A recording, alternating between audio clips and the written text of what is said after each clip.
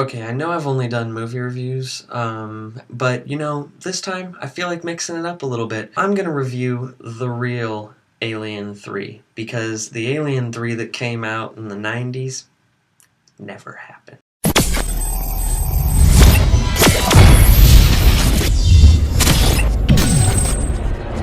Aliens Colonial Marines. Now, Aliens Colonial Marines is a first-person shooter video game for Xbox, PS3, the PC.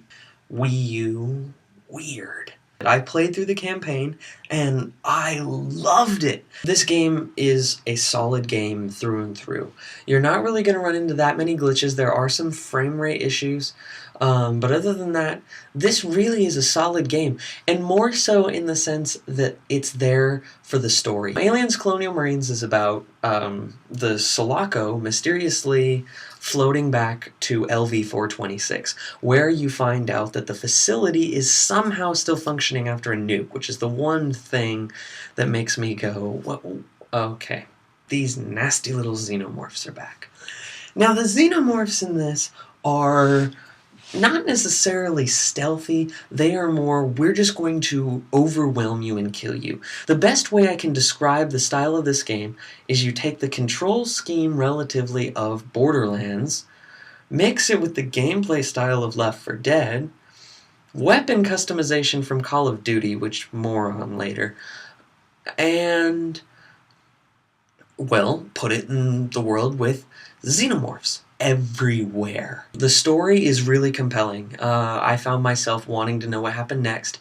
I got most of the answers I wanted. Some of them were a little bit like, you could have done better. I want to praise the most. I know I've been doing this a lot lately, but I guess the sound people of the world are doing your job, so good job, audio people.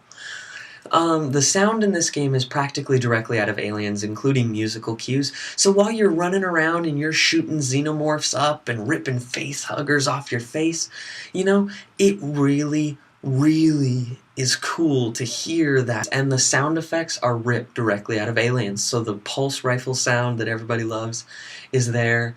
Even the motion tracker, which the motion tracker is, I think, misused a little bit. The motion tracker is really great because it's creepy, and when you hear that you're just like, oh crap, here comes an onslaught. But at the same time, you hear it, you know that because there are some corridors that you're gonna get aliens just straight ahead. You also get aliens from behind and the sides, depending on how you play it, which is nice. But mostly you're gonna get aliens attacking from the front, so it's really kind of a run and gun type game. How are the new xenomorphs they added?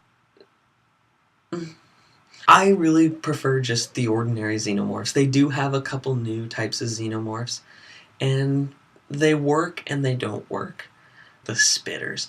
The spitters are basically, they needed a projectile xenomorph to bug you from a distance. And so they were like, let's just have one throw acid at you. I do recommend picking this up, or at least redboxing it for the campaign. The multiplayer is straight out of Left 4 Dead. Run to one, point A, point B, 1,000 xenomorphs controlled by people in between. It's a lot of fun. I think that the multiplayer is solid in this game.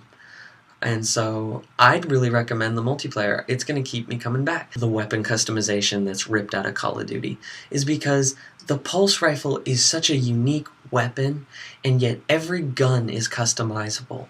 So it doesn't feel like Aliens weapons anymore when you can add fire red camo and an ACOG sight to things. It's worth buying if you're an Aliens fan. If you're not an Aliens fan, I'd redbox it because it's still a good shooter campaign that fills you with a lot of adrenaline. I'm going to give this an 85%. Don't forget to like and subscribe, and then check out our short films at Monster Productions 27, and I'll be seeing you soon.